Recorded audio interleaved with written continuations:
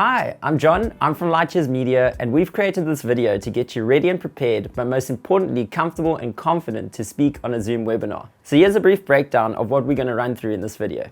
What you can do on your computer before logging on to Zoom, how to log onto a webinar, what to do once you've logged onto a webinar, camera framing and lighting, screen sharing, an overview of the flow of the webinar, and lastly, what to do if you run into computer or internet issues. So let's get started. Dim the lights. First things first, restart your computer. But not now, on the day of the webinar. We highly recommend that you restart your computer. This will just help eliminate any bugs and issues that could cause problems on Zoom, and also make sure your operating system's up to date with the latest drivers installed. But make sure you do this a couple of hours before your webinar begins. Sometimes those operating system updates can take a while to install, and you don't want to be caught in that situation moments before your webinar begins. Next, install the Zoom app on your computer. Let me show you how to do that. Go to Google or any search page and type in Zoom. A bunch of links should pop up. Click on this one, zoom.us. Zoom's main page will open up. If you haven't yet signed up, make sure you click on Sign Up. Once you've completed this process of signing up, it's time to download the Zoom app. Scroll down to the bottom of the main page and you'll see Downloads. Click on Meetings and Clients. Now download Zoom Clients for Meetings. You'll need to install this on your computer. Locate that file. Now install Zoom. And there we go. This is your Zoom app main page. You can use the web browser version, but it's not recommended. The web browser version should only be used to change settings that you can't do via the Zoom app. If you already have the Zoom app installed on your computer, we recommend that you always check for updates. To do this, click on your profile logo at the top right of the screen. Scroll down to check for updates. As you can see, mine is up to date, but if yours is not, it will prompt you to update it. Now let me show you how to log on to the webinar you've been invited to. First of all, if you open up your emails, you should have received a panelist invite from the host of the webinar. So this is what your webinar invite will look like.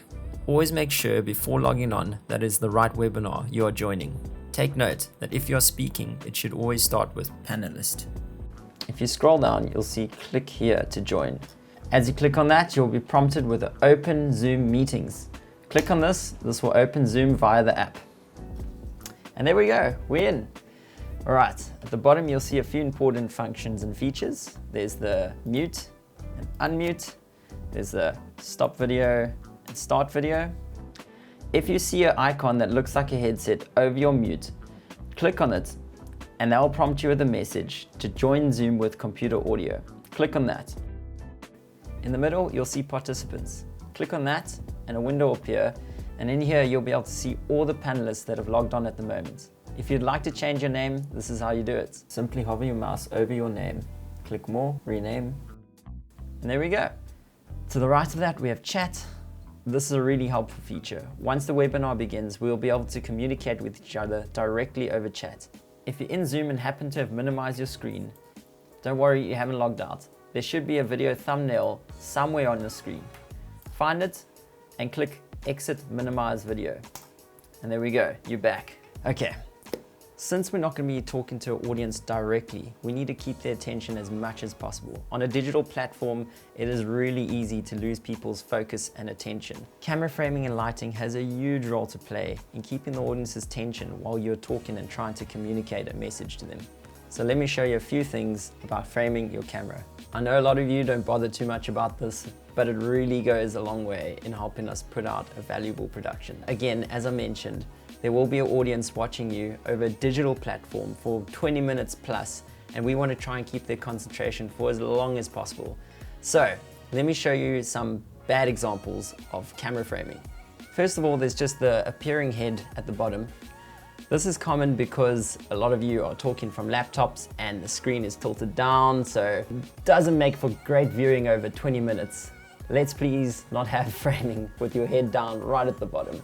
Too much headroom, not a good thing. Too little headroom, not good. Okay, so what is good camera framing? How do I position myself in this frame to make it look good? Okay, so there's something called the rule of thirds. If you can picture the screen broken up into thirds, like I've shown you now, the top third is known as your eye line. This is where you want your eyes to be sitting, over this top third of the screen. It's so your head's not too far up. As you can see, that's just off. And if your head's sitting a bit too low, doesn't look good. Basically, this is where you want your eyes to be sitting. Okay, lighting. As you can see, I've got quite a setup over here. I've got a lamp up top there. I've got a studio light over here, another one behind me. You're not gonna have such an extravagant setup, but make sure that your room is well lit. If you're in a room that doesn't have enough lighting, then I do suggest that you get a lamp and put it next to you. And don't rely just off the computer monitor's lighting. It looks really bad. Okay, let's move over to screen sharing. Firstly, make sure your emails and private information is closed. You'll be sharing your screen, so you don't want any of your personal information being disclosed for everyone to see. Next, make sure your PowerPoint is already open, so that when you share your screen, you can start your presentation right away. Okay, so first thing you want to do is unmute yourself. Next, start video. All right, now we're on. Everyone will be able to see you now. Next, it's time to share your screen. Click on this green icon saying share screen. This window will appear.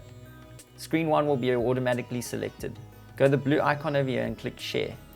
Okay, now to put it into slideshow mode. To do that, go to the bottom right of the screen and click on slideshow. And there we go, you're ready to present. A thumbnail of your video will appear. This can be moved around to the desired part of the screen by left clicking your mouse, holding it in, and moving it around. You can minimize this, but it's preferred if you keep it on, in case anything goes wrong. To change between slides, you can use your mouse by left clicking, or you can use the left and right arrow keys on your keyboard. If you're trying to use your keyboard and your slides are not moving, simply left click on the screen and you should be able to use your keyboard now. Okay, once you're finished with your presentation, go to the top of the screen and click on Stop Share. And that's it. That's your 101 screen sharing. Okay, let's run through the flow of the webinar. We always recommend that you log on 30 minutes before the webinar begins. This is just to make sure that there are no issues and that we have enough time to troubleshoot if any arise, so that we are set and ready when the webinar begins. If there are going to be multiple speakers, please make sure you know in what order you'll be speaking. This is very important. We run a 5-minute countdown timer before the webinar begins. At this point, please make sure that you turn your cameras off and mute yourself. Once the video ends, the chairperson will start his video, log on, welcome everyone, run us through how the Q&A section will work, and then hand over to the first speaker, which might be you, to present.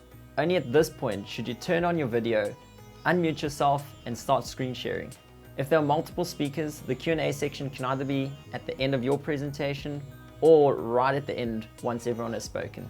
When the Q&A section is finished, the member will then thank everyone and close the webinar. Okay, technical issues. Please keep your phone in clear view in case we need to get hold of you if any issues occur. Always make sure you have Zoom installed on a mobile device in case anything goes wrong with your computer connection. If this happens, you'll log on via your mobile device and we'll share your presentation from our side, so make sure that you shared your presentation with the host of the webinar before it begins. In the top line of the description, we have included a webinar checklist. This list is very helpful. So please go ahead and download this list so that you'll have a quick refresher before every webinar begins. Okay, thanks for watching. I hope this has been really helpful and informative. All the best with your webinar. You got this.